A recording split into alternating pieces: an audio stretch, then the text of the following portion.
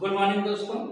आज हम बात करेंगे कर्क रेखा और भारतीय मानक समय रेखा की।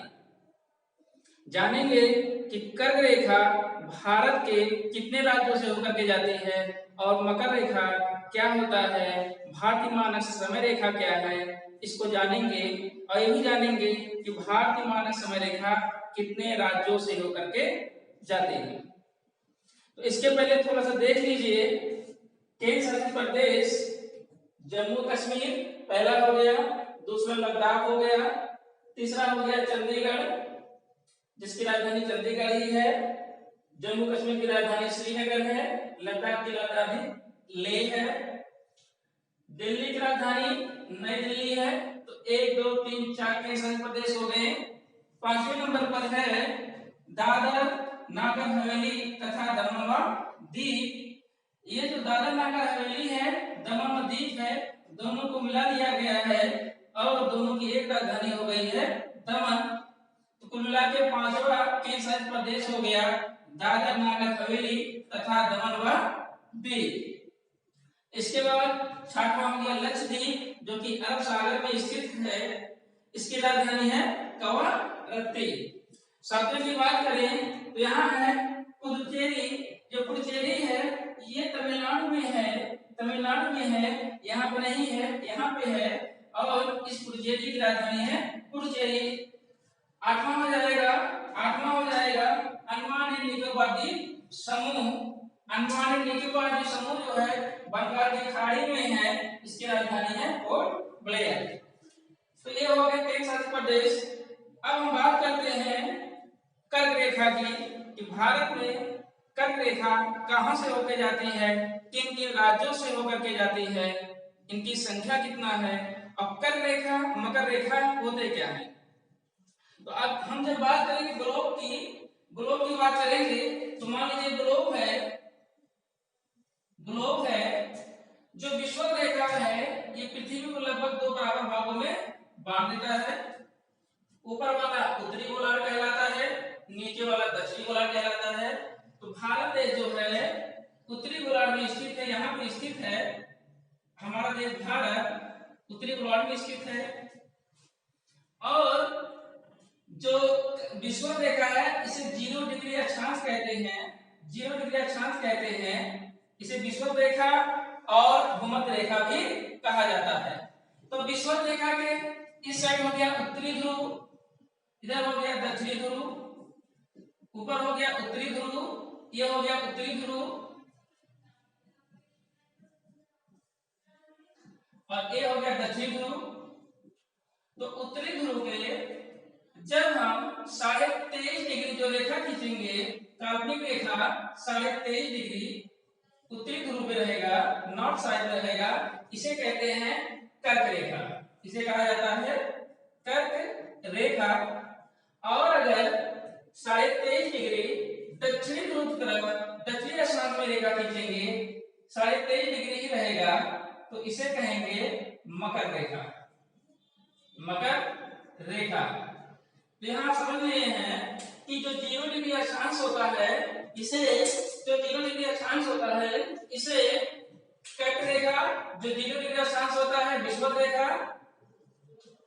रेखा या इसे भूमध्य रेखा भी कहा जाता है।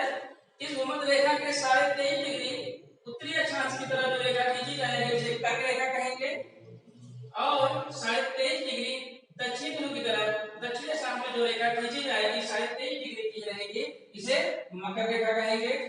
तो जो कर्क रेखा है ये भारत के एकदम बीच से होकर के जाती है और भारत को लगभग 2 बराबर भागों में बांट देती है।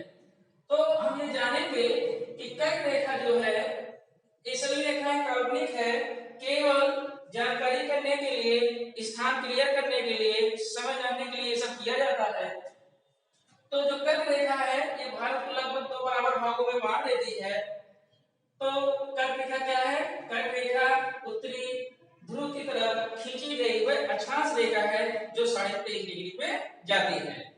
तो ये कर्क रेखा हो गया। कर्क रेखा भारत में कितने राज्यों से होकर के जाती है, कौन कौन से हैं, इसको जान लेते हैं। तो यहाँ देखेंगे जो कर्क रेखा है ये भारत के 8 राज्यों से होकर के जाती है। कर्क रेखा राज्यों से होकर के जाती है। ये जो फिगर छोटा सा है इसको हम बड़ा किए और जानेंगे कि जो कर्क रेखा आ रही है, जो जा रही है, कि कहां से होकर के अब कितने राज्यों से होकर के जाती है। इसका एक ट्रिक देखेंगे जिससे हमको हमेशा के लिए याद हो जाए और हम कभी ना भूलें कि कर्क रेखा भारत के कितने राज्यों से होकर के जाती है। तो यहाँ देखिए एक कर्क रेखा जा रही है जो कि 23.5 डिग्री उत्तरी अक्षांश रेखा है। 23.5 डिग्री उत्तरी अक्षांश रेखा ही कर्क रेखा कहलाती है। तो यहाँ पर देखेंगे एक कर्क रेखा जा रही है, यहाँ से होते हुए डॉटेड लाइन में है, ये होते हुए यहाँ से होते हुए सीधे निकल जाती है। तो एक कर्क रेखा जो है भारत को देखेंगे तो आप लगभग दो बराबर भागों में बांट देती है। ये हो गया उत्तरी ध्रुव, समझिए एक उत्तरी साइड हो गया, एक दक्षिणी साइड हो गया। भारत को दो बराबर भागों में बांटती है, ये उत्तर साइड, ये दक्षिण साइड। तो यहाँ देखेंगे कि कर्क रेखा जो जा रही है कितने राज्यों से होकर के जा रही है। तो यहाँ पहला राज्य हो गया, इसको याद करने के लिए ट्रिक है जिसका नाम है मित्र पर गमछा झाड़। मित्र पर गमछा झाड़ से हम याद कर लिए कि कर्क रेखा भारत के 8 राज्यों से होकर के जाती है और उनके कौन कौन से नाम हैं। तो यहाँ देखिए कर्क रेखा भारत के 8 राज्यों से होकर के जाती है। कितने राज्यों से होकर के जाती है? 8 राज्यों से होकर के जाती है। कौन कौन से? देखिए मित्र पर गमछा झाड़, सिर्फ इतना ही याद करना है। अब देखिए कैसे। मी का मतलब हो गया मिजोरम, त्रा का मतलब हो गया त्रिपुरा, पा का मतलब हो गया पश्चिम बंगाल, रा का मतलब हो गया राजस्थान, का मतलब हो गया गुजरात, मा का मतलब हो गया मध्य प्रदेश, छा का मतलब हो गया छत्तीसगढ़ और झा का मतलब हो गया झारखंड। ये 8 राज्य हो गए। 8 राज्य हो गए। ये पहला है, दूसरा, तीसरा, चौथा, पांचवा, छठवां, सातवां और 8वां। ये 8 राज्य से होकर के कर्क रेखा जाती है। यहाँ देखिए जैसे कर्क रेखा इधर से हम देखेंगे ये गुजरात पर जाता है, ये गुजरात है जिसकी राजधानी गांधीनगर है। तो कर्क रेखा गुजरात से होकर गई। इसके बाद थोड़ा सा राजस्थान से होकर जा रही है, राजस्थान से होकर जा रही गुजरात, गुजरात यहाँ है देखिए, जहाँ से गुजरात, तो गुजरात से होकर गई कर्क रेखा। इसके बाद राजस्थान में जाती है, तो राजस्थान से होकर के भी जा रही है, तो रा से होगा राजस्थान, राज्य है राजस्थान जिसकी राजधानी जयपुर है। तो कर्क रेखा गुजरात और राजस्थान से होकर गई। इसके बाद एक प्रवेश करती है मध्य प्रदेश में, मध्य प्रदेश से होकर जाती है एमपी, मध्य प्रदेश, मध्य प्रदेश, मां से मध्य प्रदेश। तो 3 हो गए, एक हो गया गुजरात, दूसरा हो गया राजस्थान, तीसरा हो गया मध्य प्रदेश। इसके बाद ये झारखंड की जो राजधानी है रांची, इसके एकदम ऊपर से जाती है।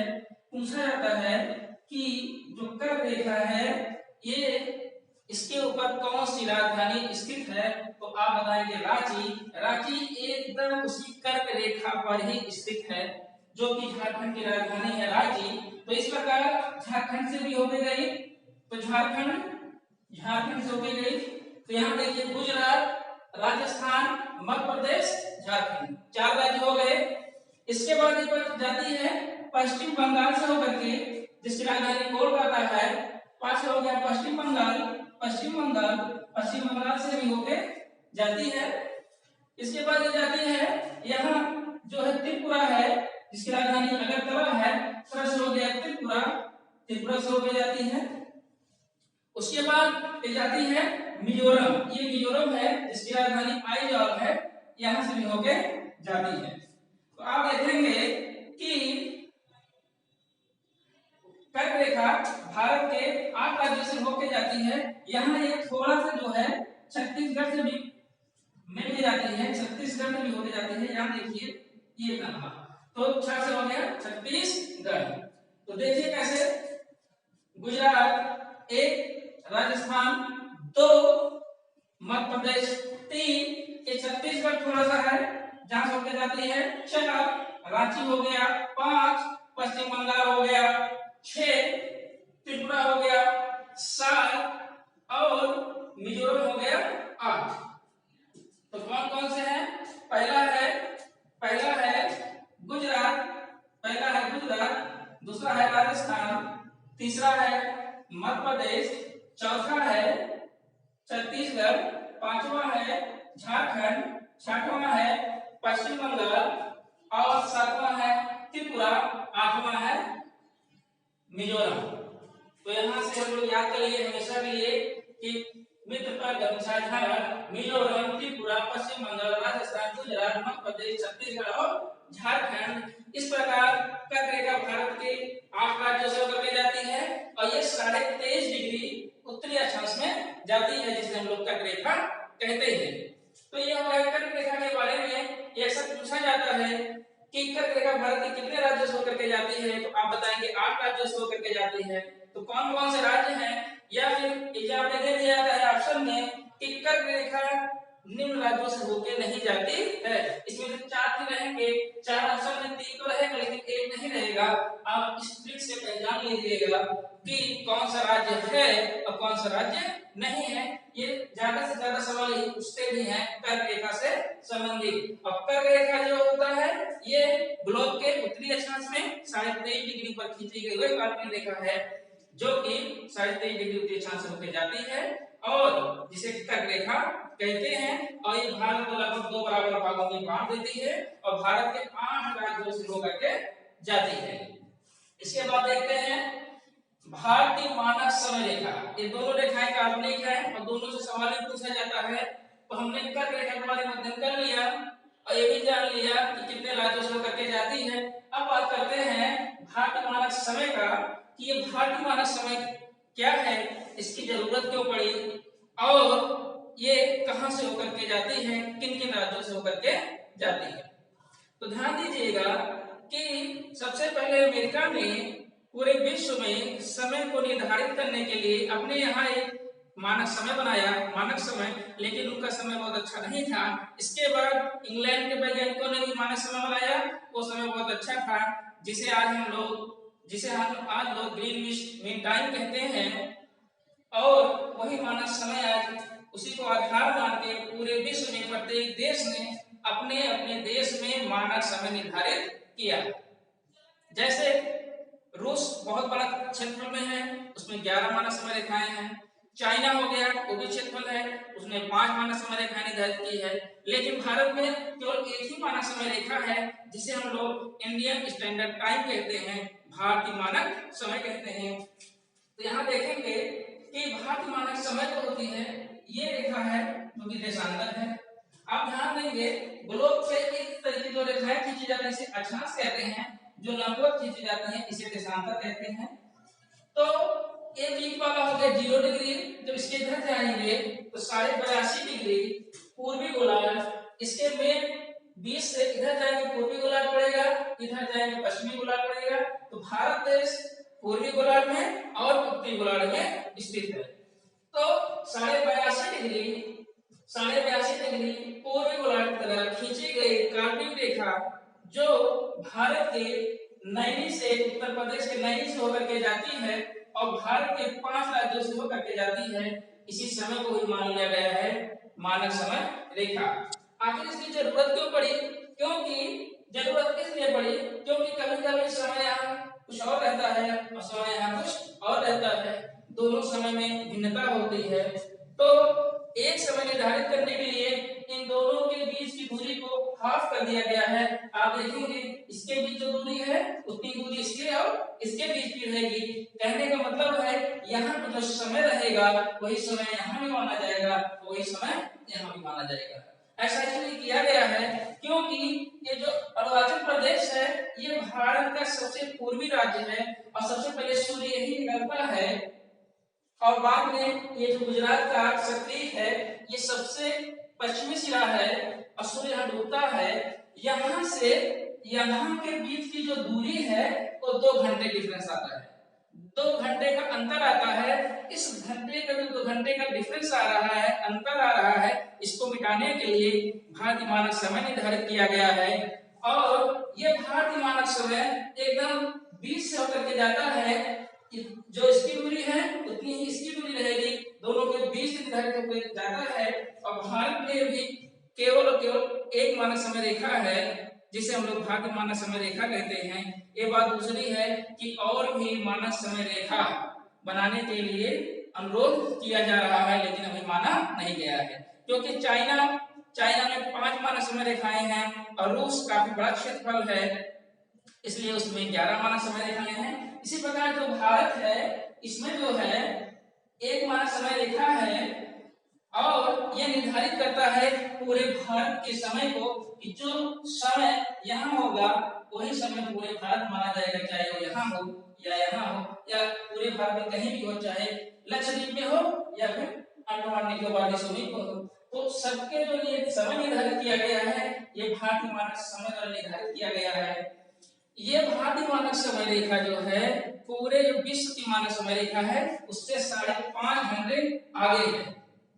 कहने का मतलब है कि अगर कोई पूछे कि इंग्लैंड में दोपहर के 12 बज रहे हैं तो भारत में कितना बजेगा, तो शाम को 5:30 बजेगा, क्योंकि यहाँ की जो मानक समय रेखा है वो 5.5 घंटे आगे है।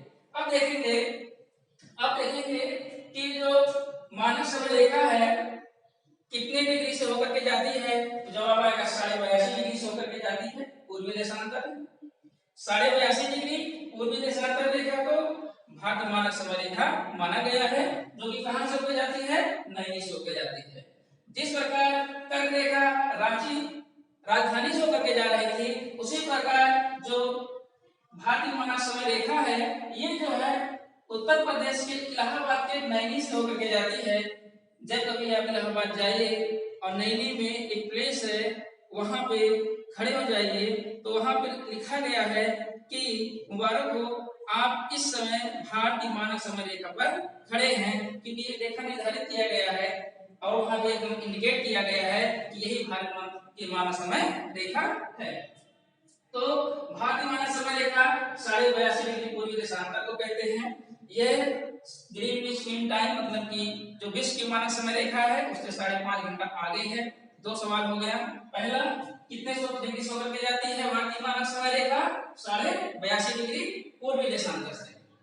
दूसरा, यह भारतीय मानक समय रेखा विश्व की मानक समय रेखा से कितना ज्यादा है, 5.5 घंटा ज्यादा है। अगला सवाल, कितने राज्य से होकर जाती है, तो जवाब आएगा 5 राज्यों से होकर के जाती है। भारतीय मानक समय रेखा विश्व की मानक समय रेखा से जो है 5.5 घंटा आगे है और यही भारतीय मानक समय रेखा भारत के 5 राज्यों से होकर के जाती है। कौन कौन से राज्य हैं और क्या ट्रिक है जिससे हम ये याद कर सके कि भारतीय मानक समय जो है रेखा ये 5 राज्यों से होकर के जाती है, इसको याद करने का क्या ट्रिक है। देखिए, जो भारतीय मानक समय है ये भारत के 5 राज्यों से होकर के जाती है। जिस प्रकार कर्क रेखा भारत के 8 राज्यों से होकर के जाती थी, उसी प्रकार भारतीय मानक समय भारत के 5 राज्यों से होकर के जाती है, जिसे इंडियन स्टैंडर्ड टाइम कहते हैं। तो यहाँ देखेंगे आप जो कि 82.5 डिग्री पूर्वी देशांतर है। अब यहाँ देखिए, इसके लिए ट्रिक है कि यूपी में छतरी उड़ी आंधी से। यूपी में कोई व्यक्ति छतरी लेके जा रहा था और आंधी आ गया और छतरी उड़ गई।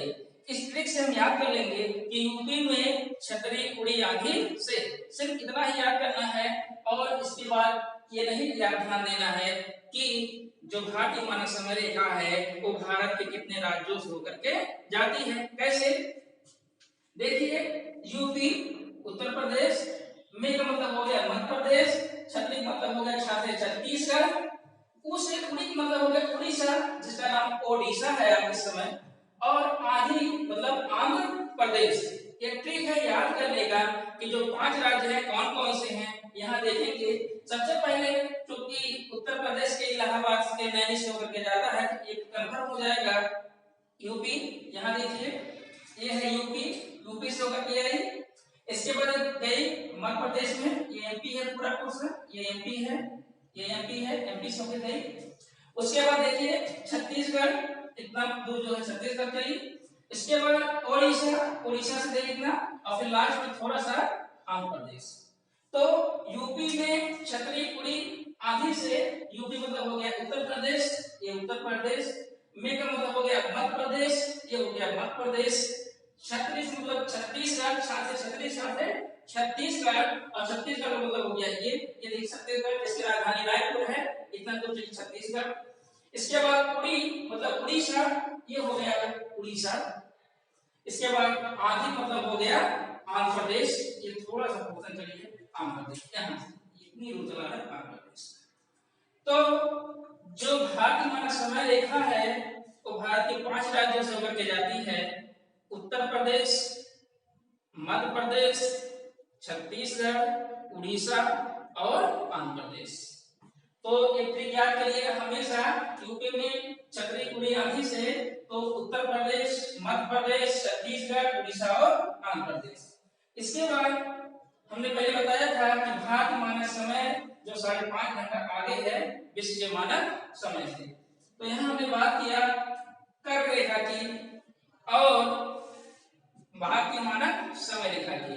तो कर्क रेखा भारत के 8 राज्यों से होकर के जाती है और भारतीय मानक समय रेखा भारत के 5 राज्यों से होकर के जाती है।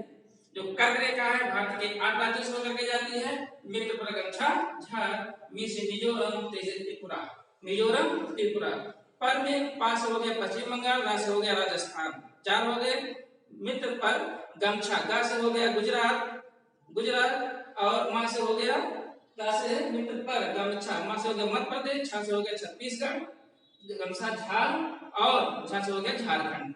यहाँ देखिए, यहाँ से गुजरात, राजस्थान, मध्य प्रदेश, छत्तीसगढ़, झारखंड, पश्चिम बंगाल और त्रिपुरा।